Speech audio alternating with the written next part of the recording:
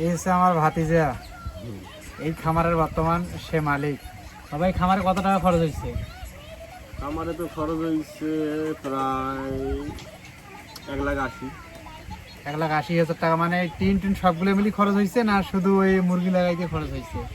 সব মিলিয়ে 1,80,000। মুরগি এখন 23 দিন পর্যন্ত বড় হওয়ার, মানে বড় যে হচ্ছে 23 দিন, এই পর্যন্ত 1,80,000।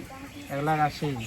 আচ্ছা, এখন মনে করো মুরগির বয়স 23 দিন, এগুলা আনুমানিক কত ওজন হতে পারে বর্তমান?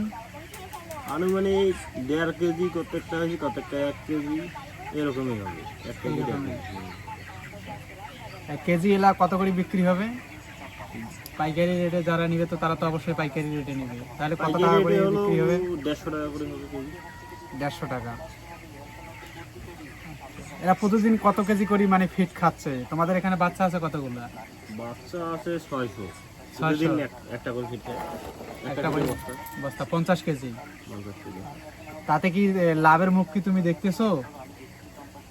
এখন আশা তো করা যায়। আশা করা যায়, তাই না? এই যে আমার ভাতিজা, সে নতুন করে একটা খামার দিছে, আপনারা দোয়া করবেন সেই জন্য অবশ্যই লাভের মুখ দেখে। এগুলোতে অনেক রিস্ক আছে, কিন্তু রিস্ক তো আছে। একটু দেখাশোনা করি ভালো করে। ঠিক আছে, খোদা হাফেজ।